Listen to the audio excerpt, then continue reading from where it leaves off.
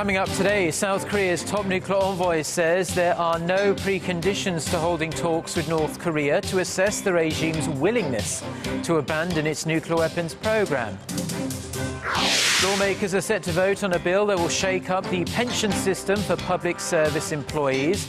The content of the bill was agreed upon by the two main parties last weekend.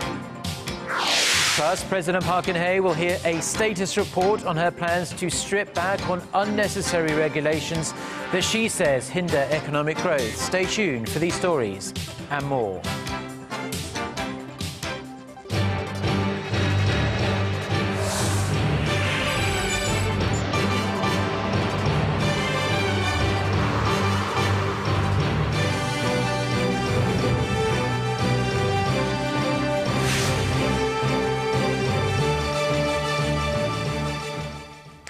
Hello, it's noon on Wednesday, the 6th of May. You're tuned in to our midday newscast here on Arirang TV. Thanks as always for joining us. I'm Mark Broome.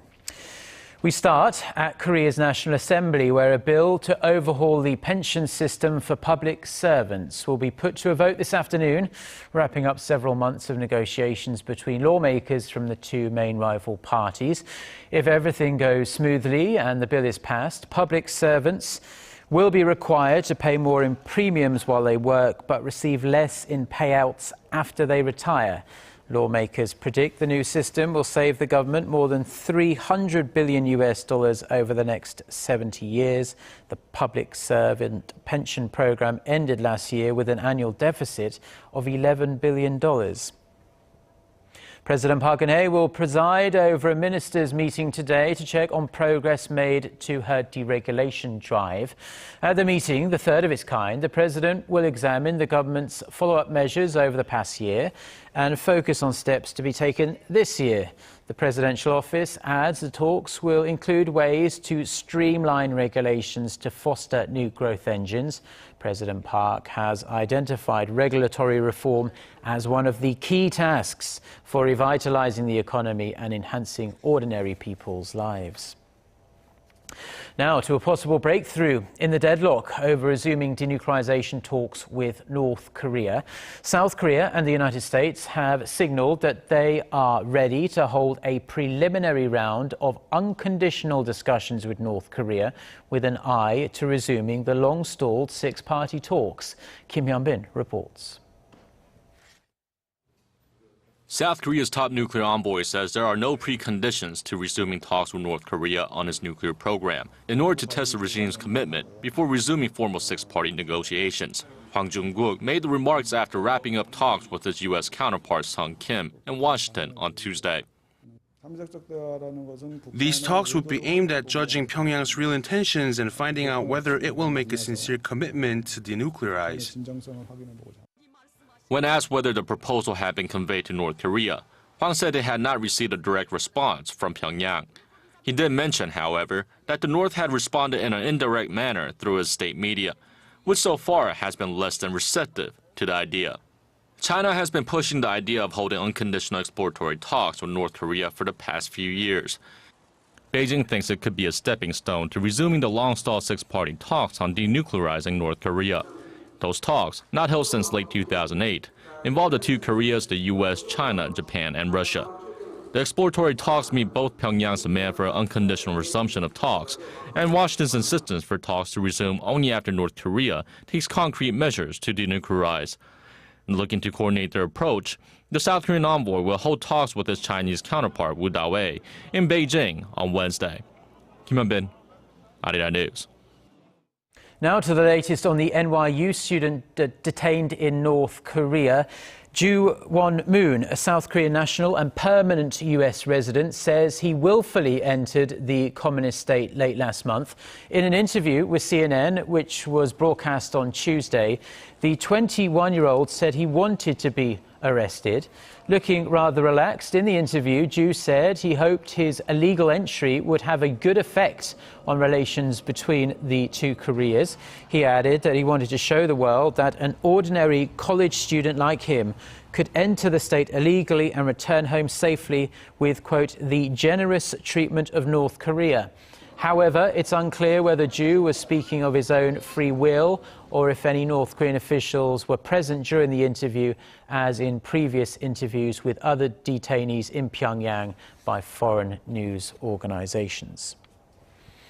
Now, flying around the world is part of the job for most world leaders, but this isn't the case for North Korean leader Kim Jong-un, who hasn't left the country since coming to power in 2011. A US-based expert on North Korea says Kim's decision to scrap plans to visit Russia this month shows the young leader is not confident enough to leave town for even a day or two, as he's yet to cement his grip on power. Connie Kim reports. Concern over his ability to exercise control over the North Korean regime may have been the reason behind Kim Jong-un's decision to cancel his planned trip to Russia this weekend. This is a view of Van Jackson, a North Korea expert at the Center for a New American Security. He made the remarks during a discussion held at Johns Hopkins University in Washington on Tuesday. Jackson said he never expected Kim to actually make the trip to Moscow, as the young leader feels insecure of his position.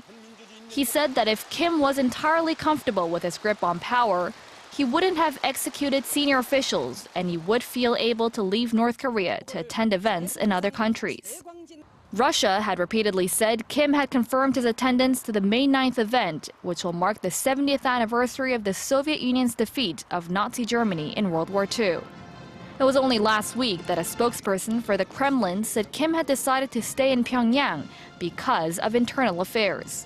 The U.S. expert also expressed concern over North Korea's massive stockpile of ballistic missiles, saying South Korea's current missile defense systems are not strong enough to cope with the threat. Jackson said deploying the U.S. missile defense system, Terminal High Altitude Area Defense, otherwise known as THAAD, would go a long way to nullify the threat posed by Pyongyang's ballistic missiles. China has raised strong objections to the possible deployment of THAAD to the Korean peninsula, saying it could also be used to monitor mainland China. Jackson rejected Beijing's concerns, saying THAAD's radar could only detect missiles coming into the Korean peninsula. Connie Kim, Arirang News. A senior Chinese political leader says he hopes Japanese Prime Minister Shinzo Abe will offer a sincere apology for Japan's wartime past in time for the 70th anniversary of the end of World War II. According to Japan's Kyodo news agency, China's top legislator and number 3 leader, Zhang Dejiang, told a group of Japanese lawmakers on Tuesday that Abe's statement to mark the war's end in August should include a full apology for Japan's wartime atrocities, including its sexual enslavement of women. Now, in his address to the US Congress last month, Abe acknowledged Japan had caused suffering in the region, but there was no new apology for the 200,000 women forced into sexual slavery by Japan during the war. Last month, during a TV interview, Abe said there was no need to repeat previous war apologies and that he upholds the basic thinking behind previous apologies. Japan has stepped up its campaign to ensure that wartime facilities housing enslaved laborers during World War II are added to the UNESCO World Heritage List. Tokyo-based broadcaster TV Asahi reported Tuesday that Prime Minister Shinzo Abe is sending handwritten appeal letters to countries able to vote on the 23 sites for which Japan is seeking recognition. 7 of the sites are facilities where roughly 58,000 Koreans were forced into hard labor during Japan's colonial rule of Korea. Seoul has expressed strong opposition to the move, saying Japan's attempt to glorify these sites of historical aggression is clearly at odds with UNESCO's goal of honoring locations that have universal value for humanity. The US government has slapped a $20 million bounty on the heads of 4 key leaders of the Islamic State militant group. The State Department says that in return for information on their whereabouts, it will pay $7 million for Abd al-Rahman Mustafa al-Qaduli, $5 million each for Abu Mohammed al-Adnani and Takan Tayyumurazovich Batirashvili, and $3 million for Tariq bin al-Tahir bin al-Wani al-Hazi. Now, Qaduli is a senior official within the group who joined from al-Qaeda's affiliate in Iraq. Adnani is an official Islamic State spokesman. Batishvili is a battlefield commander in Syria, and Hazi is the group's leader for the border region between Syria and Turkey. Now, meanwhile, the Islamic State has claimed responsibility for the attack on an event in Texas, which was exhibiting cartoons of the Prophet Muhammad. Both gunmen were killed in last Sunday's attack. The White House says it's too early to say whether IS was actually behind that attack. Shifting gears quite a bit now, and Korea's traditional markets are bustling with a new energy these days, generated by a fresh generation of young entrepreneurs drawn by low rents and the prospect of making it on their own. And their startups in turn are attracting shoppers and revitalizing the markets. Our Shin Se-min reports. Nambu Traditional Market in Cheonju had a proud tradition of being one of the country's 3 busiest markets until a couple years ago. The market, like many others, had found itself losing ground to large supermarkets with lower prices. But that's changing fast. It's become one of the busiest traditional markets in the country, with some thousands of visitors dropping by every day. It owes much of its renewed popularity to young entrepreneurs whose unconventional shops drew customers to this historic space. 35 fledgling businesses have set up shop here, drawn by lower rents and the prospect of reducing startup costs. Kim Eun-hong gave up his job in Seoul to pursue the life he'd always wanted. I want to make just enough money to live my life to the fullest. That's all I want. I'm not looking to make a fortune. He's not the only one. 48 other young entrepreneurs have achieved their goal of making just enough money, and their businesses are doing well. The startups have even helped the traditional shopkeepers on the main floor, bringing the market's total sales up by 20% last year. Just last year, over 22,000 entrepreneurs under the age of 39 started their own businesses, becoming the largest group in any age bracket. And soon, the startup sector could expand even further. The government is working to reach a wider group of young entrepreneurs by offering to subsidize rental costs at local markets. And Shinsegae Group has vowed to invest over $9 million to train young entrepreneurs seeking to open shop in local markets. Shin Se-min, Arirang News. Korea has become a hot travel destination in recent years, thanks largely to government efforts to improve the tourism sector. The government has designated May 1st to May 14th as Spring Tourism Week, and this is where travel-related discounts and promotions are offered to encourage people to travel around the country. Our Kim Ji-yeon sat down with Dr. William Hunter, a professor from Gyeonggi University's College of Hotel and Tourism Management, to hear his thoughts on the program. Let's talk about my first question. Is Spring Tourism Week was designated by the government to boost the local economy. It's part of its creative economy initiative.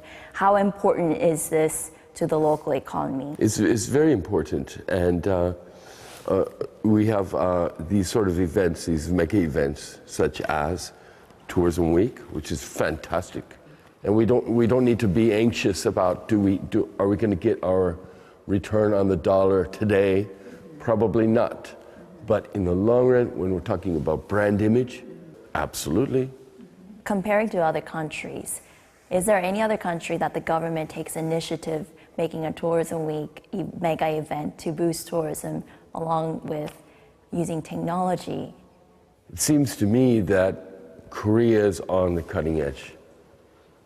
Korea is out there in front, taking risks, because it's not an easy thing to do this. It's a risky situation because what you invest in is not necessarily what you're going to get back in the short run. Also, in addition, not only do we have the Tourism Week, we also have the Park Geun-hye has pushed this initiative for the smart tourism, virtual reality, VR, augmented reality, AR, and pushing this internet, smartphone-related technology to push tourism. For example, you can download a new app. It's called Blinking Soul, created by our university. And you download Blinking Soul and you say, okay, well, what hotel do I want to stay in? What restaurant do I want to eat in? And you input your data, and it's going to give you GPS coordinates. It's going to give you a map. It's going to point the way. Let's talk about progress then. How many foreign tourists visit Korea in a year? And how much? I think we're what, 11 million, I think, international tourists. And I think back in 2004, when I first came to Korea, I think the number was more like 6 million. So we've gone from 6 million to 11 million, which is almost double. Well, thank you for your time, Dr. Hunter.